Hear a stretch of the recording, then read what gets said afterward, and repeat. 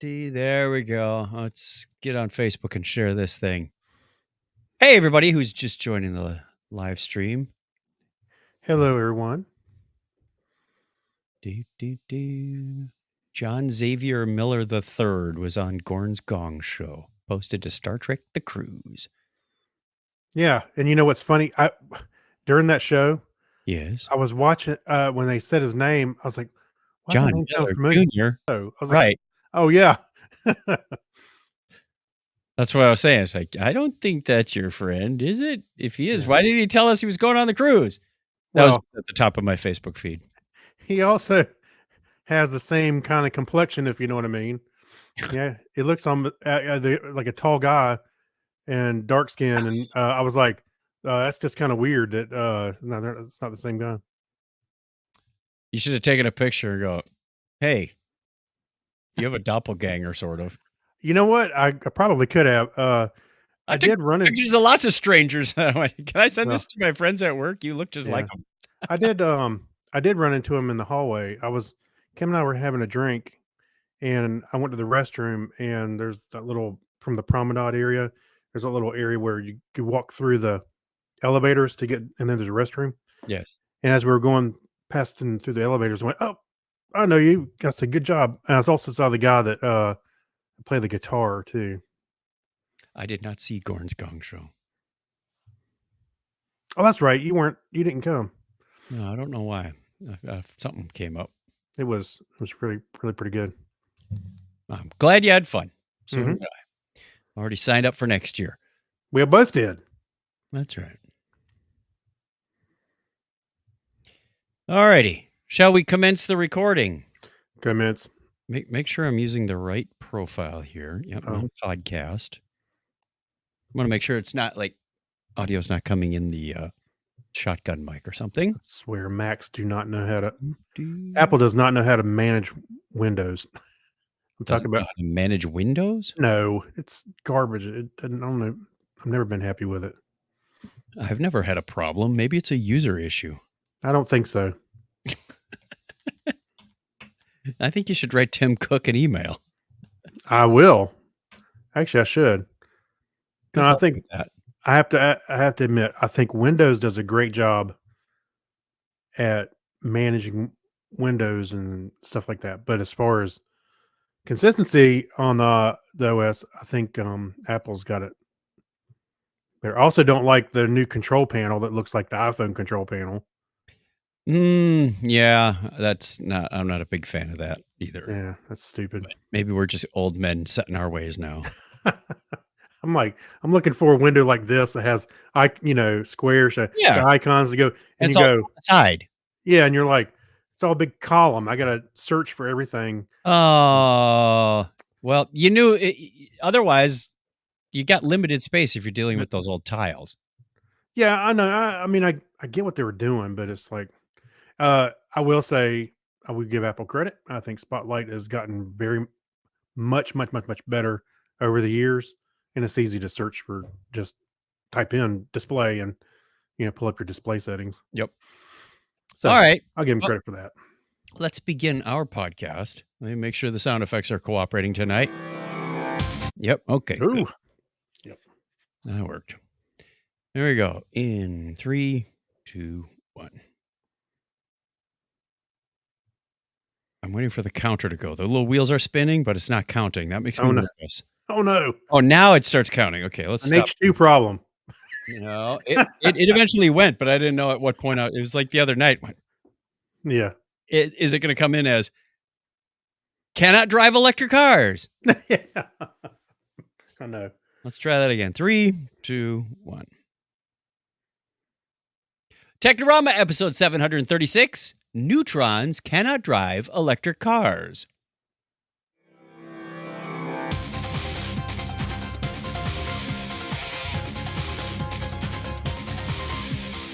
Yeah, hello and welcome to Technorama.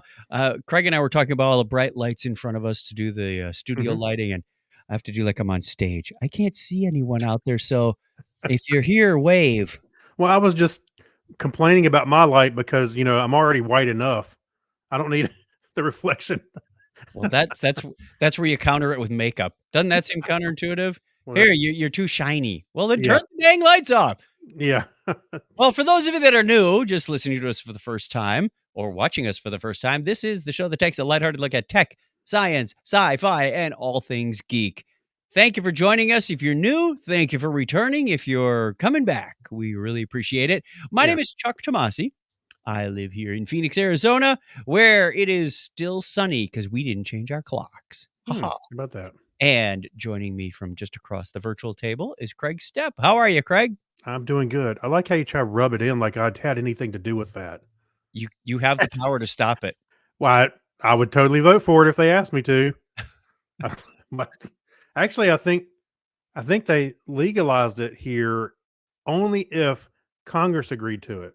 So if Congress didn't want to do it, we would too. But Well, it's one of those things that is it federal or is it state? Does the federal have to say, "Okay, states, you can now start messing with your clocks or stop messing with your clocks?" I don't understand. I It think there's a lot of things that the Fed and state line kind of gotten blurred over the years. all I know is Hawaii and Arizona don't mess with their clocks. They're always 3 hours behind me all the year, the whole year, and I can go there on vacation and not have to Well, worry about I'd be anything. fine with it sticking, but oh well, what can I do? Nothing. Then you'd get half the people that are cranky. "Oh, I like the clock time in the summer. I Oh, I like the clock remember time when in the winter." we Yeah, used to feed the hogs and it was dark. that's pretty much what it boils down to, people. Wasn't it farming? That was the big And thing. sending your kids to school in the dark. It's even worse in the northern climates where you have more drastic daylight changes. Hmm. All right, let's begin with our question of the week from our listener feedback. There's supposed to be some music there. There we Yeah. go. Letters. There's Oh, we get letters. We get your letters every day.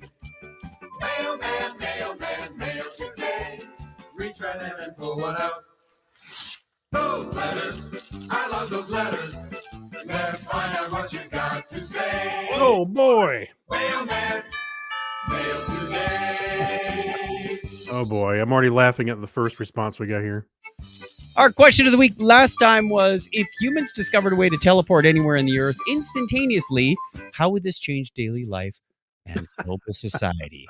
And who are you reading first? Steve London. Go ahead. He said it's never been easier to get rid of a body.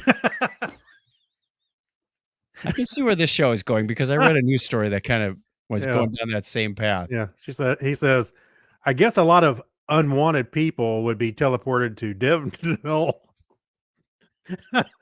Right only memory. Sure. Right. There's no record of it. I can't find him.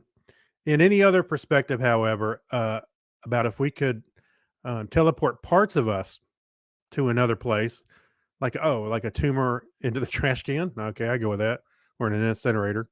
But border control would be a challenge after this. Yes. Well, you just check them in the teleporter. Are you a citizen? No, yes, no. You can't. It's not like you can stop them from using the. I mean, you can stop them from using the teleporter. You can't stop them from walking across a river. Yeah. It's funny. My wife said something. I don't know if she read this question, but she's mentioned something about if I could do like on Star Trek and teleport myself All right. away. I was like, oh yeah, then that would be a great opportunity for pub crawls. You don't have to worry about drunk drivers anymore. Yeah, that was the next line in their. All right, who peed in the teleporter booth? Couldn't you just beam yourself home like 2 seconds? You could, but somebody's still gonna pee in the darn thing. See, you wouldn't have to use public toilets anymore. You could just go home, do your thing, and then go back to work. No, you're supposed to do your nastiness in public toilets, not in your home toilet. I live with these people. Oh, is that the whole? Hey, I get paid. I'm going to use this time to promote personal business. Anyway, we All took this down a really bad place. Weber says, "You mean like in Alfred Bester's The Star Is My Destination? Jaunting, as he called it. I mean, it would disrupt all the current forms of transportation. Wouldn't Mhm. need much oil and gas. I agree." Yeah. Let's see. Mike Robinson says, "Oh, I got to see more." Whoa. All right, ready? Mhm.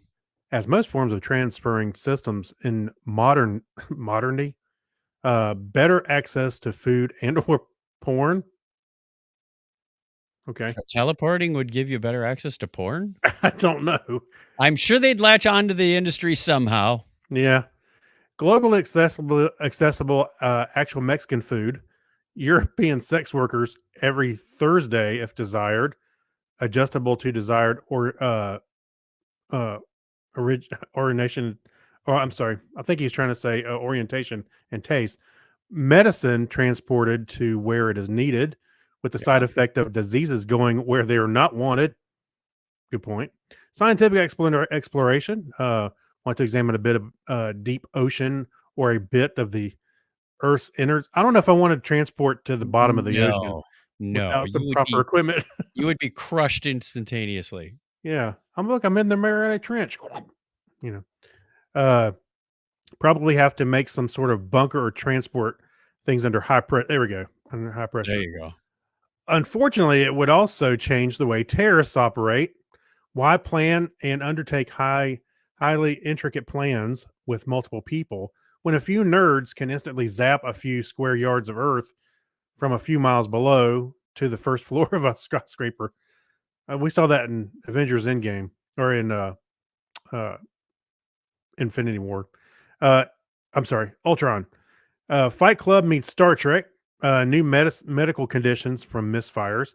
Mr. Smith starts to grow a third arm and a tail, or Mrs. Smith suddenly having her hair sprouting from random places everywhere, except where it's supposed to be. I think that would be Brundlefly, right? The Brundlefly. If it got messed up, sure. Yeah. All right, on to Weber. Oh, great! One of the cats jumped into the pod. Get out! Oh, yeah, Weber Baker. Lone Guy's Night says, well, it would definitely change work commutes and vacation destinations would open up. Yeah. Let's see. I'm gonna let you read this next one from Mike Robinson. Here, another one. Oh, here you go. Oh, we had another one. Okay. Oh, your sister said, sure. Martha Tomasi said, sure would shorten the TSA line at the airport. It just moves it over to the teleporter booth. Now everybody's in line for the plane early. Possibly curbing vehicle fatalities. The people could be removed from the accident as it's happening, or the vehicle could be moved to a safer place. This use would probably be abused by thrill seekers and drunk idiots. Back to the drunk idiots. Oh, good. Yeah. Yeah. It might also be used on steep or cliff face roads. When a car falls over the side, it gets zapped somewhere else safe. Possibly deflect space impactors. Maybe use it to alter the path to be a less lethal or possibly more lethal, depending on the desired goals. Desired goals. Space mining. Find a desired material or suspected area containing it and just zap it into the desired processing place. Gourmet food. Any Earth peasant can have their meal cooked with mundane, quote, fire. The special elite could have their food cooked by having it fall into the earth in special drop ovens. Eventually, one of these will go off course and smash into a bus or something. Mike sounds like he needs to write a book. Yeah, no, this is interesting. Mark Kilfoyle, he said, pretty much devastate local entertainment and restaurants. Just about local anything, really. Want some Thai for lunch? Nah, it's midnight there. Let's go to Mexican. So, and I need a couch. I wonder what time it is in Sweden right now. Hey, Steve, we're coming to your house to sleep at the Unless, of course, you become the next viral sensation. Have you gone to the corner store on Wright and Main in Treefort, Michigan? They have a singing store clerk. I liked it, but it was all full of tourists now. But I have had a line on a coffee shop in the Himalayas. Get your Himalayan sea salt right from the Himalayan. Yeah. Scrape it yourself. Who did we miss? Ralph. Ralph says bar hopping would be a whole new experience. Got a couple of reactions off of that one. Do we have any shares? We have shares. Do we have any reactions to those shares? Oh, yeah. Go ahead. Read yours. Trying to get to it. Oh, Gary Lindros says our society might fall apart completely. No locked doors, no locked doors, no privacy. The consequences for warfare is devastating. I think he means like theoretical locked doors. On the other hand, asparagus would always be in season somewhere. Again, don't pee in the transporter. Yeah, I think you'd have to do something about protecting the destination. You can't like transport into my shower. Only authorized transport signals are allowed in the house. Right. You'd have to say, okay, I have a transporter pad also, and I'm leaving it outside my house. So if you want to come visit me, you can. Yeah. I got a transporter firewall. I need to allow Ooh. you first before you. To get in my house. There's Yeah. a transporter inside the house, but then you'd have a firewall. Wow, we're architecting something totally fictitious at this point. What port do I need to come in on? It's encrypted. I came in all scrambled. Don't you have my public key? Yeah. Gary says, if we limit it to just humans and not larger things like trucks and so on, I think the travel industry would explode as the cost to travel would drop drastically. Wait a minute. I just got a great idea. All right. So they invent this technology, and then there's a new um, reality show, and they just beam wild animals into your home and see how you deal with it. That sounds like Jumanji. Yeah, it does. Here comes a wild boar into Chuck Tomasi's house. That's got a GoPro attached to its head. Run. Yeah. T. Michael Rolyat. I know some people that would never use it, or at best would go Mhm. places similar to, quote, all-inclusive, never go past the walls resorts. Right. Jack Mangan says, hide and seek would be ruined. Yeah, wouldn't it? Yeah. Take me to Craig's location. Yeah. Found you. Done. Amy says, no more airline flights. Woohoo! Like Gary said, I'm assuming it's just you and anything you're wearing and carrying. Hey, wouldn't that be fun just to show up at Dragon Con? Just Yeah. if you go, oh crap, I forgot my notebook. You can go home and get it. I hope nobody's standing there. Yeah, you wouldn't have to wait in line for the elevators.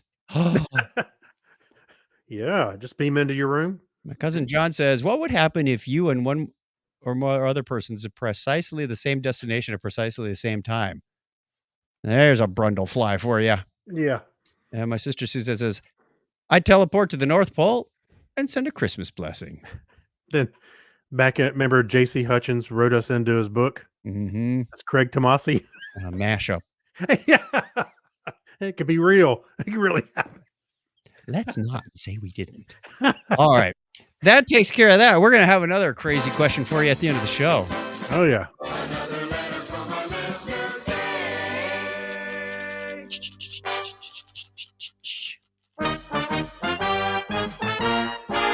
On this day in history, for March 13th, 2024. This is the 73rd day of the year in the Gregorian calendar. Thank goodness we got rid of that old Julian calendar. Yeah.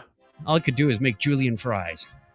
There are just 293 days remaining in 2024. Oh man, they're going so fast. Man. 2024 just got started. It was on this date in 1639 that Harvard College was named after clergyman John Collingsworth. No, John Harvard. All right. And it was 243 years ago today that William Herschel discovered Uranus. Hi, I got news for him. My anus wasn't here 243 told years ya. ago. Not to call it that. Mine wasn't here 243 years ago. Yeah. 162 years ago today, the act prohibiting the return of slaves was passed by the United States Congress, effectively annulling the Fugitive Slave Act of 1850 and setting the stage for the Emancipation Proclamation.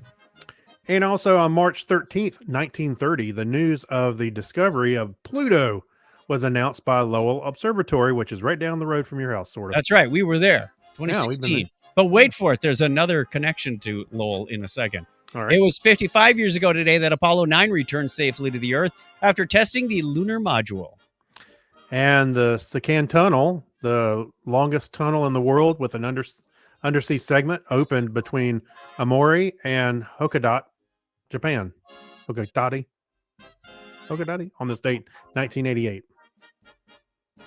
Also, on this date in 2020, President Donald Trump declared COVID-19 pandemic to be a national emergency to the United States. Oh, just 4 short years ago today. Yeah, that's right. How lucky we are. We made it. Happy birthday goes out on this day to American astronomer and mathematician Percival Lowell.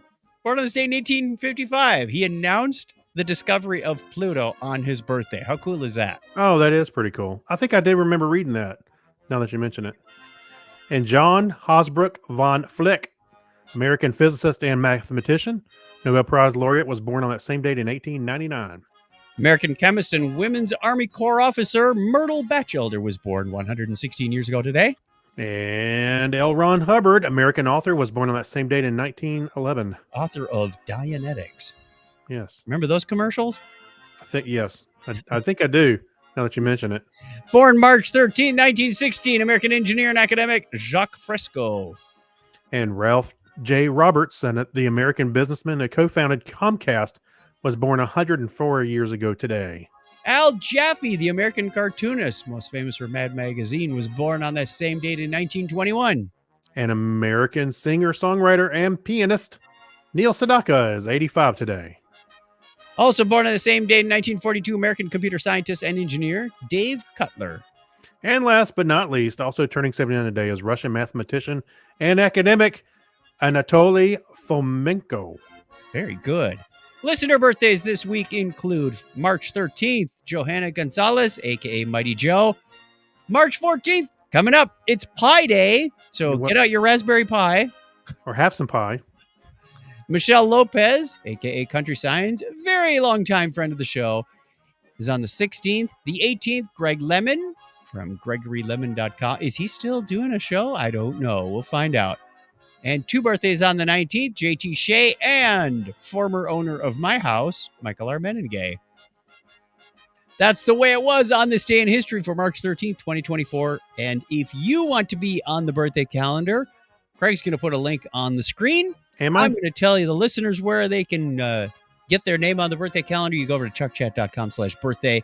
We'll give you a shout out at the appropriate time of year. We haven't seen many new birthdays on there, which either means everybody's on the calendar or nobody's listening anymore. Or the link doesn't work. I don't know. Nobody's told us, which happens all the time at work. Yeah. Why didn't you tell me the link didn't work? It's been up there for 6 weeks. All right, that's enough of that. We'll sign that band off. Okay, here's your $5. Now get out of here. All right. In the random news clip. Good news, everyone. Well, NASA launched some astronauts after they were doing the countdown on the Dragon capsule, send people up to the ISS, and during the final countdown, don't start singing that song in your head. No. Oh, okay. They discovered a crack. Oops. Was it on the hatch? Yeah. Yeah. It was on the hatch. Ground control spotted a small crack forming on the seal of the Crew Dragon's hatch during countdown. A scary discovery that highlights how much this particular capsule has already been through. What did they say? This is the 5th mission, and they're expecting to be done with it? Yeah. There are 5 flights. Let's see. Yeah. The spacecraft dubbed Endeavour flew for the 5th time on Sunday, having already spent a total of 466 days in orbit, longer than any other astronaut shuttle ever. So it's definitely got its use. Then they were saying, well, we're hoping to get 15 out of this. You better do some service on this thing every couple of years. Well, something like the door, I imagine something can bang against it or something. How'd you like to be in the capsule? Go 10. It'll 9. be fun. It'll be 8, fun. 7. Wait, what's that? Oh, you'll be fine. 2. Actually, to be honest with you, I'm very surprised that they went ahead with it. I am too, given all the safety. But they said, apparently someone took a look at it and said, you'll be fine. It's not that critical. For little things, for little things. Yeah. Yeah, but little things, you lost 2 space shuttles. And what, a total of about. Well, losing tiles isn't exactly a little thing. Crack in the door. We didn't see it. We don't know. Crack in the seal of the door. Now, it might be a double seal. Wait a minute. I'm saying, I would say it's a small thing that you wouldn't notice it, and then look what it did. So yes, I would say it's a small thing. And then they started watching for it, taking pictures on the bottom of the ship all the time. And then they say it was the O-rings back in the day. So they didn't see that. That wouldn't have been found by an inspection. They just said, "Oh man, it was real cold last night." Good thing it's Yeah. warming up. Now we can launch, not Right. realizing that the cold weather had But damaged. that's what I'm saying. I'm surprised they took the chance. I kind of am too, but again, we're not the experts. We were not there. We didn't see the seal. It could have been, triple redundant, and they went, we still got 2 more. Go for it." It's just the plastic. It reminds me of, like, the old Chevy that you had back in the '70s where the weather stripping was, like, dragging on the ground from your It's dry rotting. door. No, it's like the weather seal would come loose because the weather seal was on the door, Oh, yeah. and then it would start to come loose, and it's sort of hanging out Hang off. outside the Yeah. vehicle, and it looks like somebody with, their shoelace untied or something. Right. The Yeah, flapping. the Yeah, dragon is blasting up, and you got this. yeah, when you're driving down the road and it's flapping in the wind. Yeah. There's sorry. some artificial It doesn't intelligence. translate on the podcast when I do like this. No, you're waving your hand in front of the camera. Really doesn't work on an audio podcast. No. I'll describe it with interpretive dance. I'd like to see that. Go for it. All right. Well, if you are a fan of Mythbusters like we are, you probably remember the episode, or in this case, episodes, where they were talking about Archimedes' death ray. Where they Right. were trying to get the mirrors all focused on a ship and get it to combust. Well, it was Well- also a focal point of the Indiana Jones. And MIT did a study on this as well. Well, a 13-year-old has done his experiment and getting quite the accolades on this. Brendan Senior, age 13, of London, Ontario, he created this miniature version of Archimedes' death ray. And when I say miniature version, it was like a 4x6 piece of cardboard with some 2-inch concave mirrors on it. And he used a 100-watt He light didn't go to bulb. the shores of a beach and put up some mirrors. No, he didn't do that. No, he did not do that. That one would have cost a lot of money. But what he did do is he used 4 little mirrors and focused them with a 100-watt light bulb onto a piece of cardboard and noted the temperature. And he started at ambient temperature, and then he added 1 mirror and 2 mirrors, and it was sort of linear progression until he got to 4 mirrors and went, wow, there was a big jump in the heat on this piece of cardboard. Now, it didn't combust. He wouldn't be able to set fire in school. But he did have really good documentation, really good data, and was highly commended on this. So cool. I love seeing kids do stuff like this. He also brought it out of, Mythbusters saying it's a myth to getting a lot of people say, you know what? Based on his research, this is plausible. Well, I think they did say it was plausible on Mythbusters, if I'm not mistaken. It's just that there's no physical evidence that this ever existed. That's Well, what I'm- right. Yeah. I have a feeling. Did Mythbusters say that? No, the article said they called it a myth. They busted. Oh, they did. Yeah. Okay. And MIT did their own experiment later based on the Mythbusters. They did get 1 ship to combust, but their second experiment failed. So it's like, well, maybe kind of not. Hmm. Yeah, this kid apparently, according to his mother, has always been interested in science and learning, and they took a trip to Greece and he became fascinated with Archimedes. He made an Archimedes screw, for irrigation, move water from one place to another. And now he's working on this experiment. He says, when I grow up, I want to be some kind of scientist or Like Archimedes. Actually, you Archimedes scroll down. kid. Yeah, you scroll down the article, you can see a picture of this setup. Yes.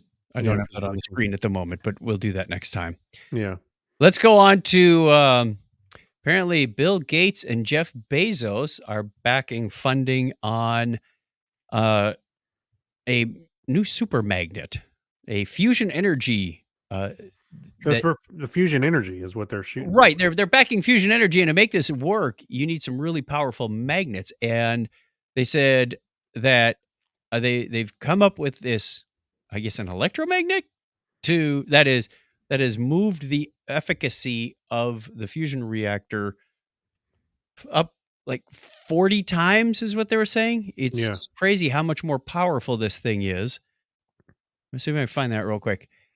Yeah, it says there's enough strength in the magnet compared to its size overnight, quote, overnight basically changed the cost per watt of fusion reactor by a factor of almost 40 in 1 day. Now fusion has a chance. Now this is of course, fusion is the holy grail of clean energy. Right. Yeah, that's going to be a big deal. And I saw several other articles, which I only put this one in here. but they were talking about how close they were to actually making this happen.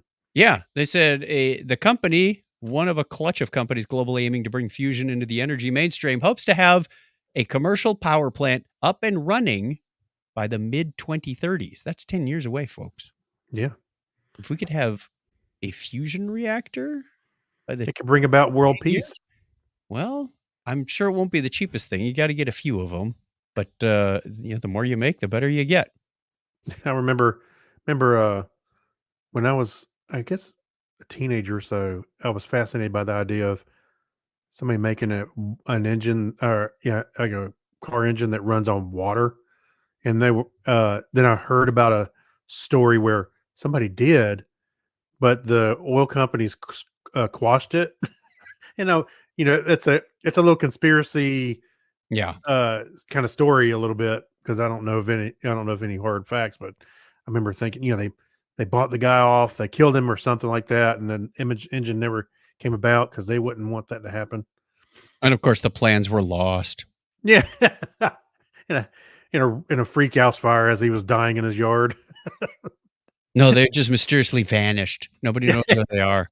Yeah, All right, we're not here to talk about conspiracies or speculation. no, What we're here to do is mess with your mind, because we have another article on quantum computing that gave me hurdy brain. I know. I like putting these in here just for that. But they've got a processor now, a quantum-based processor that's reprogrammable based on light. Now, I don't know how you write the code. Yeah. There's all kinds of jokes in here for us programmers. Uh-huh. And at one point they said, you need the light to carry the information, and if you lose the light, it's kind of like turning off the power to a regular computer. Going, my app was running. Yeah. Can I have that back?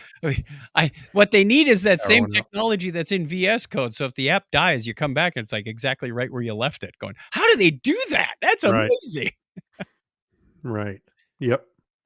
So, But this is It's- pretty cool. Quantum computing is moving on up also in that same kind of vein that fusion energy is. So when they Right. get the fusion energy right, and that quantum computing that it can power, look at there. well, Imagine what we they talked about using quantum computing for encryption and security and even AI. And it does a lot of things well, but it doesn't do everything a traditional. There are Mhm. some things that the traditional CPUs, the bit-based, the binary-based computers still do better. So I'm thinking future technology is going to see quantum computing eclipse and get rid of traditional binary computers. They're going to have to work together, and you're going to get the sum. You're going to get a great solution. Yeah. That'd be awesome. Yeah, like the binary CPUs will be like the co-processors.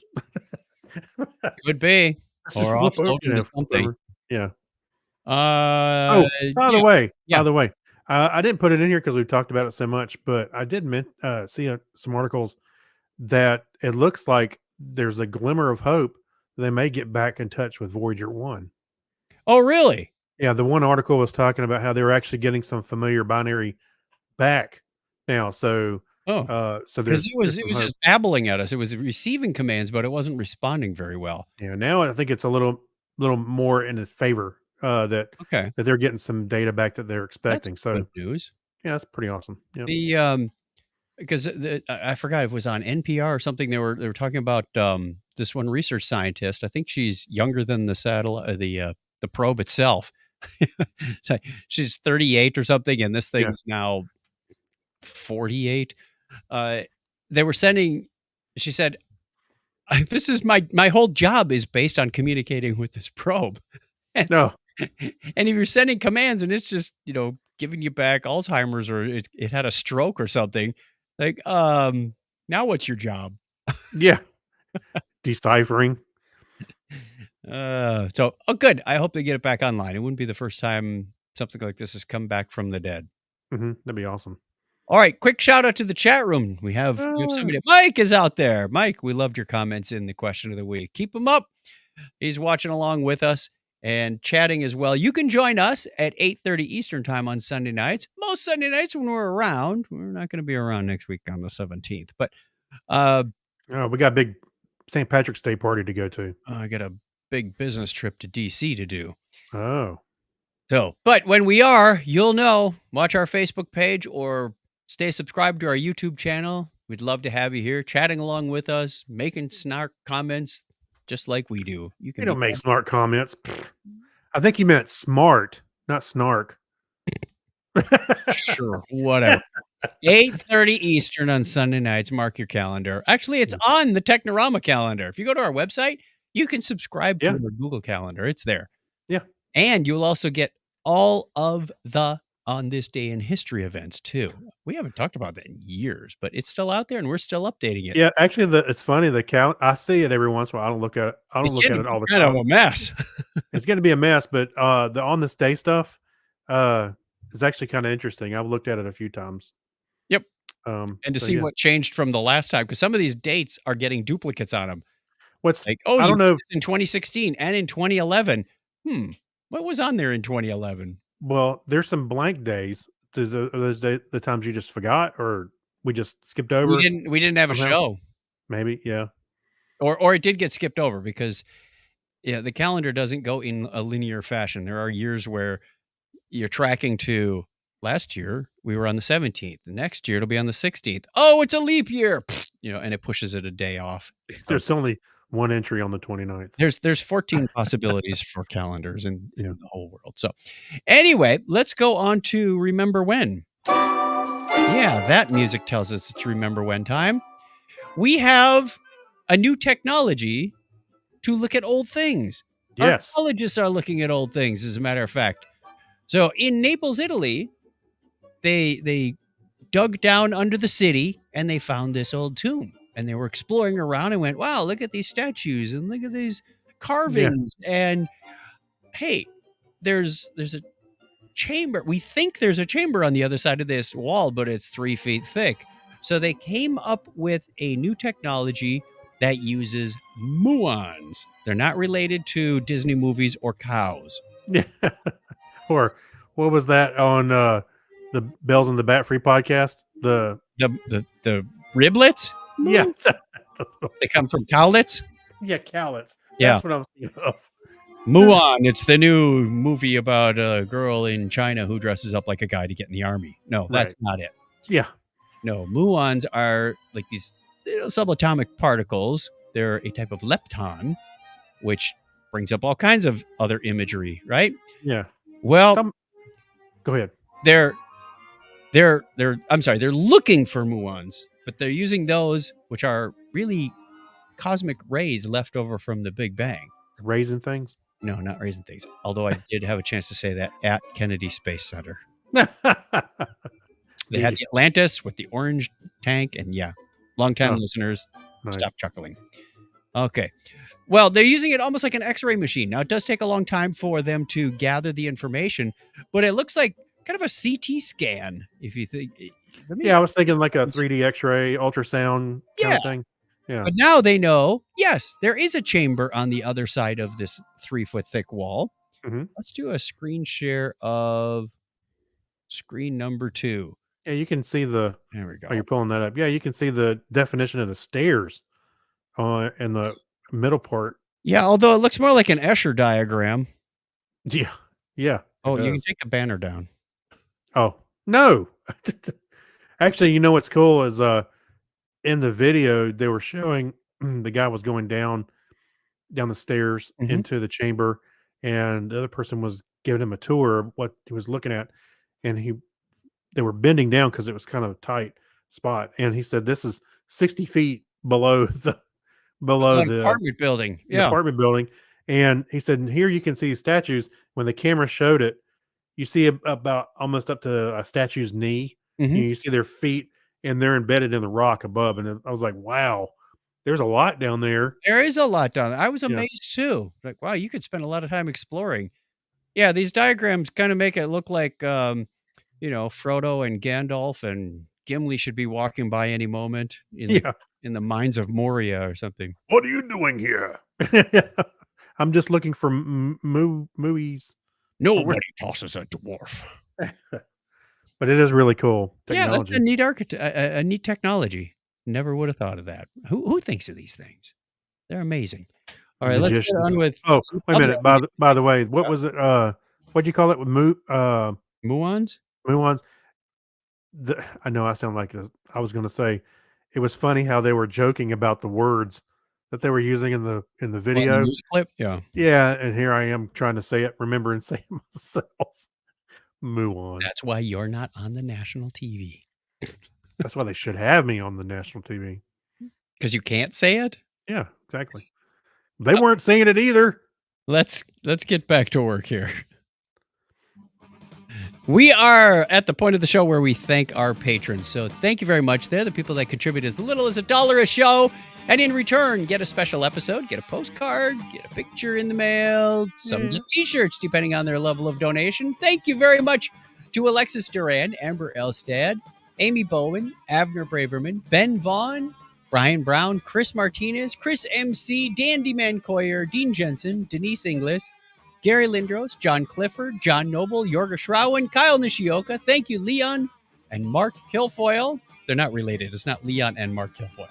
Yeah. Two different people there. Okay, Leon doesn't have a last name. Sometimes we say it a little fast. Thank you, Brad Miller, Mike Wills, Saturday Morning Media, Stephen Weshy, Steve Cody, Steve Therian, Steve Webb, Steve London, and Tim Cook. Thank you, everybody, for your donations. If you want to get on the calendar, well, I'll tell you what to do, and Craig's going to show you what you can do. You go over to patreon.com/Technorama Podcast, where you will find all the information you need about the different levels of donation, what you get, and what it does. It goes directly to the support of this show, bandwidth and hosting and StreamYard and all that good stuff. Occasionally we need headphones and it comes out of there, and we don't get the stink eye from the missus anymore. No, we still do, but for other things.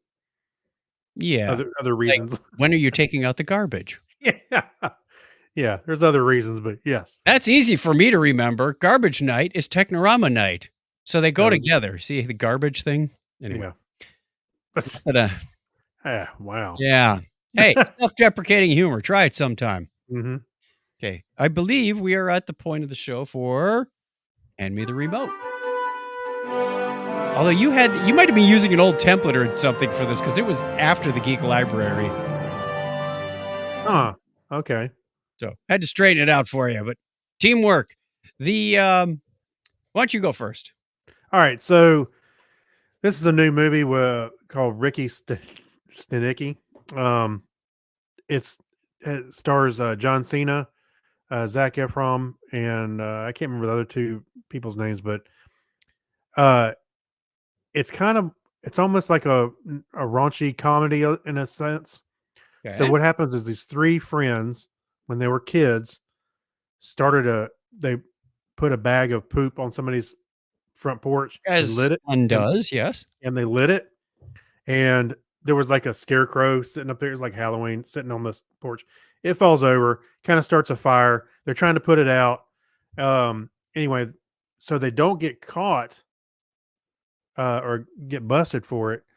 They threw down a jacket as a Freddy Krueger jacket and wrote on there Stenicki, and they told everybody Ricky Stenicki did it.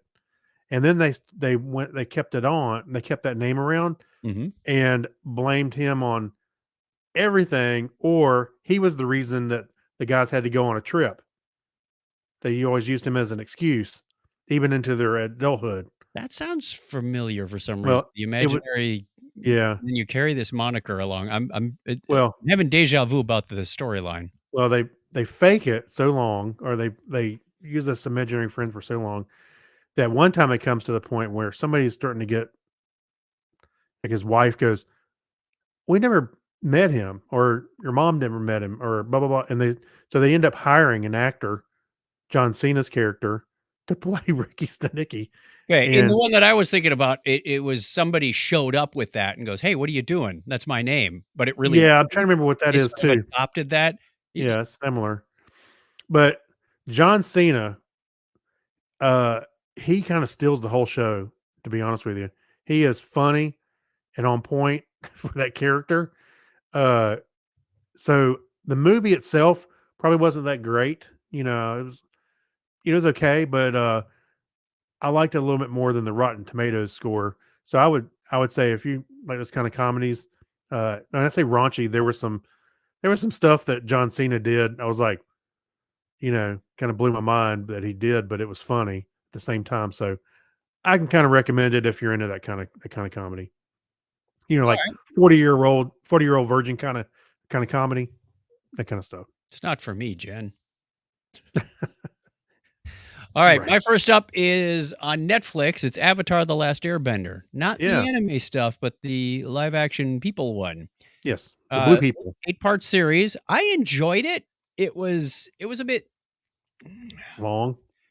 No, it wasn't long. I mean, I liked it from the standpoint that it brought me into that universe that I was always a little keeping at arm's length. I don't have an affinity to anime as some do. Probably because my earlier experiences, I mean, I remember Speed Racer and Battle of the Planets, but a lot of the ones that I was exposed to were, 30-second segments of someone just yelling as they fly through the air. I "Ah!" remember you making me do that for an anime thing the intro we did for the show a long time ago. Yeah.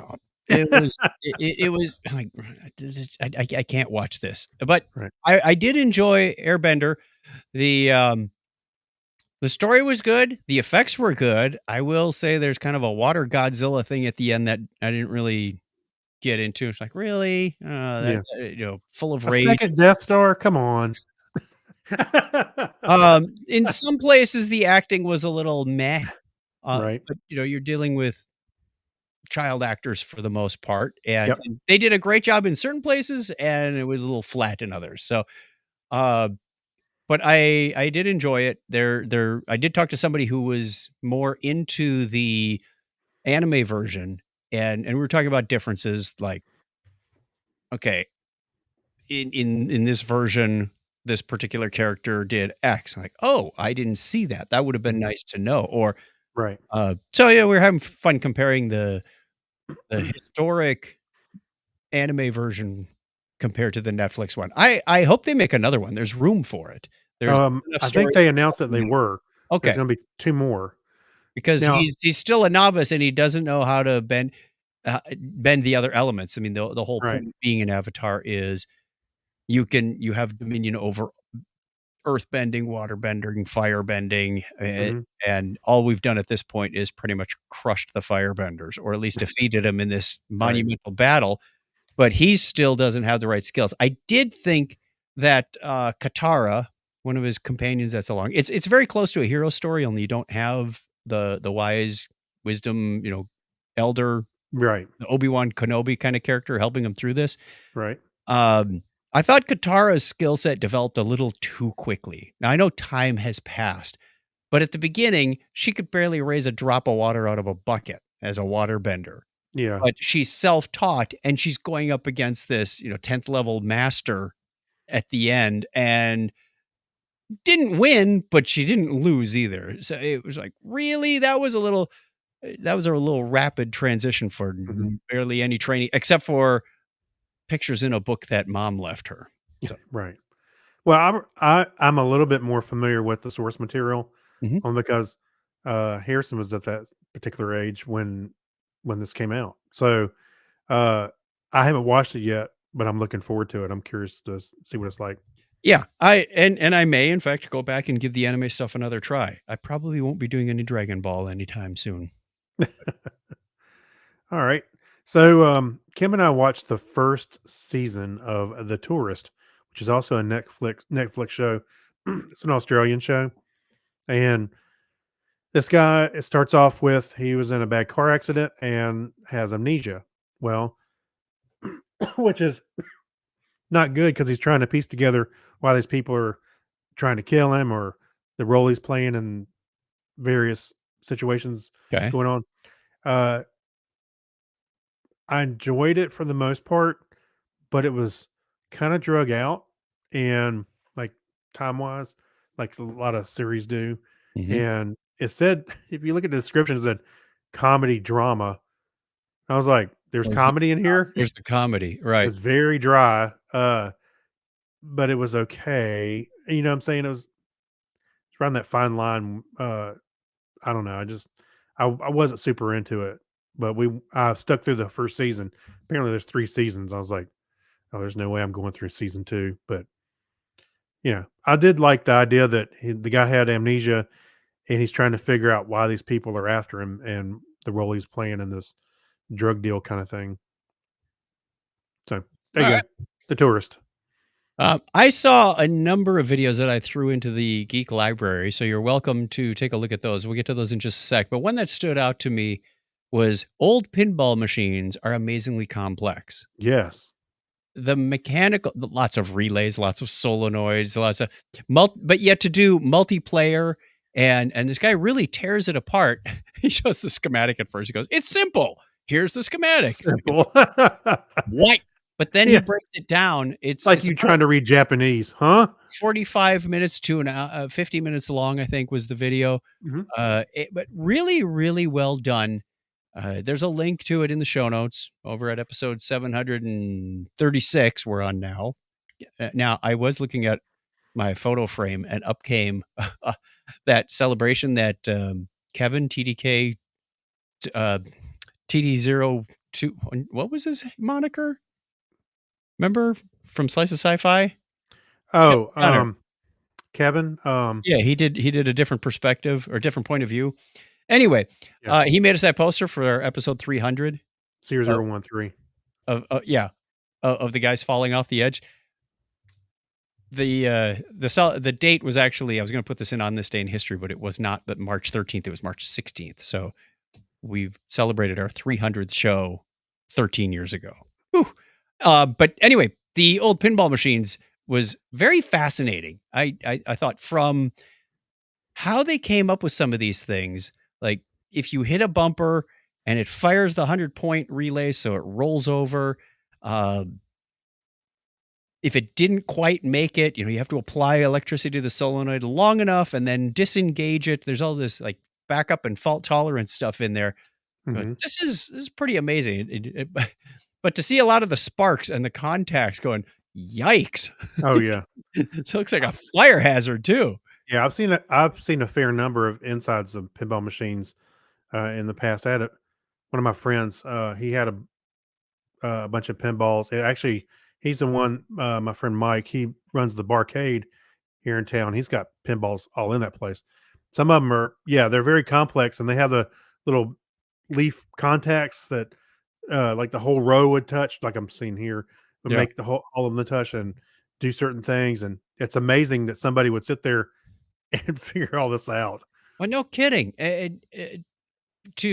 To say, oh, we're at 900 points. I need to advance to 0, but roll the next digit to a 1. Yeah.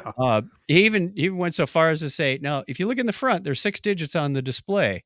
If you look in the back, there's only 5 rotors and wheels and relays. The 0 digit, the 1's digit, was really just a like partial wheel glued in there. It wasn't even a full cylinder because it never rotated. They painted Right. a 0 on there to give you 10 times whatever the points was.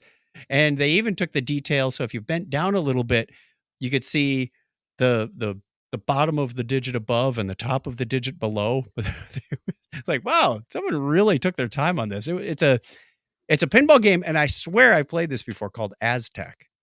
Oh And yeah. I think I've played this way, way, way back in the Yeah. 70s. It looks kind of familiar. Like I may have seen this somewhere around I've even somewhere. played some that were like 4-digit games. Yeah. In Hendersonville, near where my mountain house is at. There's actually a pinball museum. They have video games and some old pinballs like this in there, and you can play them. So you go in there and you see the ones with like you said, the numbers on the wheels, Mhm. not digital. Uh, there's some of those in there. Then of course they got the more modern ones, and then they got some old video games in there you can go play. The It's more really modern cool. ones are basically a computer. It's a circuit board. Yeah, yeah, It's yeah. yeah. But yeah, to think about how this works together. I mean, it looks like the old tube computers, with wires going from like a like you need an operator, moving the wires around trying to make this work. fascinating video. All the details of. Here's a picture of the Oompa Loompa that's moving the wires from one contact to another. All right, what's your third one that you got? What have you been Actually, I watching? do have one more after that, but I watched Passengers with Chris Pratt and oh my God, my mind went blank. Chris Pratt and Jennifer Lawrence. Thank you. Okay. I saw some clips on YouTube and I was like, okay, I got to watch this because I haven't seen it before, and you can only get it as a rental. So I grabbed. I just paid, it was like $3 or $4, and it has like a 30% Rotten Tomatoes score, but I swear I liked it a lot more than 30%. I would say that I like the idea of the whole thing. They're passengers on it looks like a almost like a cruise ship, but they're in suspended animation, and they're going to Homestead 2, which is uh, there's a corporation that has different planets that they've founded. There's a Homestead 1 and Homestead 2. So they're on this long cruise. It's like, what was it, 100 years to get there? Okay. And so they put them in suspended animation and they go from one place to the other. The problem was there was they went through an asteroid patch and damaged the ship a little bit. So Chris Pratt's character wakes up 30 years into the whole thing. So I'm sorry, it was 120 years. So he had 90 years left. This sounds really familiar. Yeah. And then Wasn't that sounds like the premise of Star Trek Prodigy, where they were talking about Jenkum Pog's backstory. oh, yeah, a little bit, yeah. So so the ship was damaged. Chris Pratt's pod opens, wakes him up. He's the only one around. So he lives on the ship for about a year, and they can't really go back into suspended animation. There was equipment that did that before they left, Mhm. that was on shore, so to speak, and the pods only keep them in hibernation. So he ends up waking up somebody else because he can't just live alone. He was, and between Oh, the but they were real happy about that. that's a whole nother storyline in there. So I'm gonna stop right there so I won't ruin it for anybody. But I enjoyed it. Yeah, audience score is about 63%. I would say I was more in that range because I thought it was pretty good. Um, I like the things that they had to work through. So yeah, it's good. Cool. All right. I did watch Dune 2 last night in the theater with Scott Tyler. I should have Oh, watched Dune before going to this one. you didn't watch the God, newer half of Dune? it. I watched the newer one. I'm not talking about the old 80s one. I'm talking about the ones that I were made know. in the last few years. I know which one I we're talking forgot about about the- half of it, but they did a great job. So this moves the story along. The Harkonnens, just the contrast between them and the story that's unraveling. Scott said this one is holding truer to the book. I can't say one way or another. I did not have the patience to go through the whole book or book series. But I really enjoyed it. You have to pay attention. There was some poor guy next to me. He had to get up and go to the bathroom twice. And he missed some key He's parts. out. Yeah. Hopefully he knows the story well enough and goes, yeah, I know what happens here. Yeah. But it was really well done. The acting was good. Obviously the effects. Everybody's I'll say raving about it. those sandworms, they can move. They're fast. I'm not sure how they propel themselves because they don't wiggle their tail or anything. So Magic. Dr. Muhammad Noor, friend of the show, friend of Topic of Strike, was on, what was it? Shortwave? It was an NPR radio thing, I think, recently. And they were talking about, could this work? And he's like, well, first of all, what are they eating? It's a sand planet. Yeah. How they get so big? How they sustain themselves? And we see at one point there's about 7 of them side by side cruising through the sand with people riding them. All I could think, there were a few humorous points, but it was a bit like watching Enter the Dragon after you've watched Kentucky Fried Movie. So Paul Atreides hooks onto his big bad worm and he becomes Fremen at that point. And all I can think of as he's riding this thing is the T-shirt that says "Surf Arrakis." Yeah, That's what. Okay, that's what you need to get. Yeah, that's funny. All right. I love I got one more. So Yeah. Kim and I watched Wonka, which showed up on Max Friday, this last Friday, and I've been wanting to see it for a long time. I probably should have just bit the bullet and rented it as well, but anyway, we ended up watching it, and I thought it was really good. It doesn't, take away anything if you're a fan of the original Gene Wilder movie, Okay. but it does. It's actually more about Wonka as young. He's got this dream to open his own, chocolate store, and that's where it starts. That's so he's younger, and Was his if, dad a dentist like Christopher Lloyd? no, Not Christopher Lloyd, Christopher Lee? Christopher Lloyd no, as Wonka's dad. That would be interesting. yeah.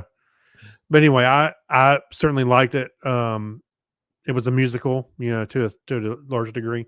Oh, okay. So and everybody's performance was great. Timothy Chalamet was fantastic. See, he was in 2 movies this weekend. Ta-da. You saw him in Dune. Aha. Yep. He's isn't he Paul Muad'Dib? So I enjoyed Wonka a lot. Kim seemed to like it as well. So I can say that's a thumbs up for sure. All right. We have a whole bunch more in the Geek Library. I Yeah. dumped in a whole bunch of fascinating videos, including some from the History Channel series, How the Earth Was Made, the America's Ice Age Explained, and the Grand Canyon Explained. There's a story about these people that were stranded 6 years on a desolate Pacific island. Another fascinating one because the total solar eclipse is coming in the United States. Bill from the Drone Bot Workshop shows how he took a telescope and used a Raspberry Pi to create a live stream of the solar eclipse. So if you want to build a Raspberry Pi solar camera, I've got a link to that. Another one that I found fascinating. I got a free Raspberry Pi right now. So You got to get the camera. Yep. He says there's a video I watched called "What's in an EXE file." Guy wrote this little assembly program that basically added 2 numbers together. yeah. He compiled it, and the EXE was 48K. Like, wait, why is it so big? What's in there? The source code was only like 28 bytes. What's up? Does it have some So- instructions and stuff? I guess when you compile it.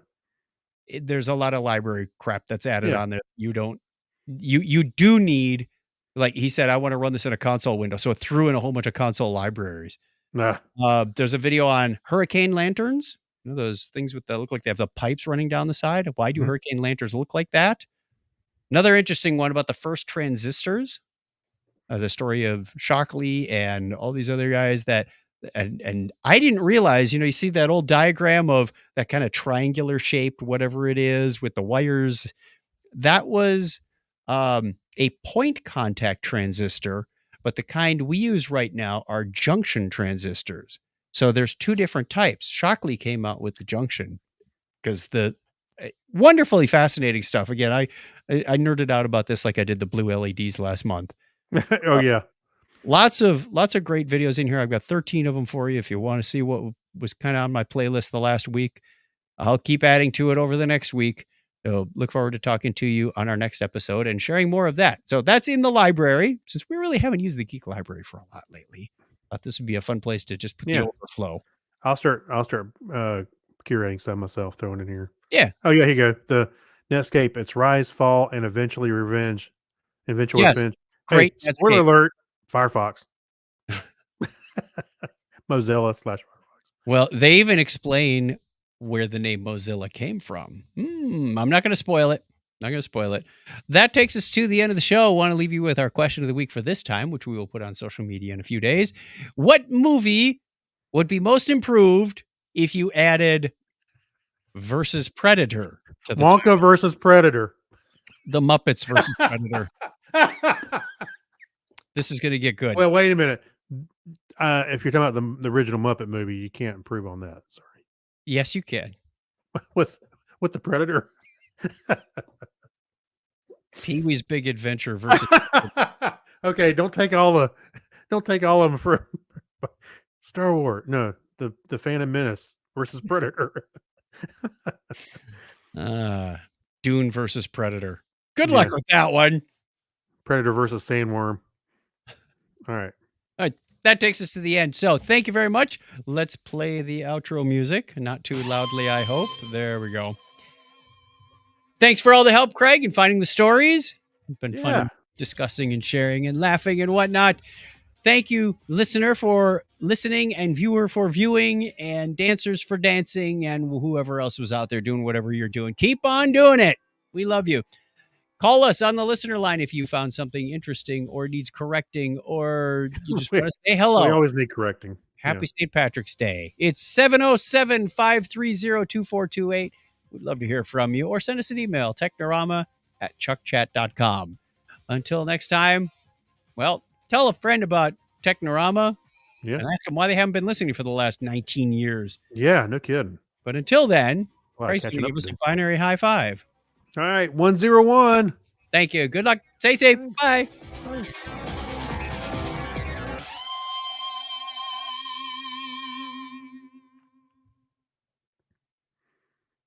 Recording time. Even Clinton liked Wonka. There you go. I know he would. Good. 1 hour, 1 minute. So it was 101 and 33 seconds. We gotta cut that down to 101. Okay. All right. Well, thank you everybody for watching on the live stream. Thanks, Mike. Thanks, Clinton. Everybody, anyone else who was in or out, or if you're watching later, keep up the good work. That's right. Hope to see you live next time. All Bye. right. Bye.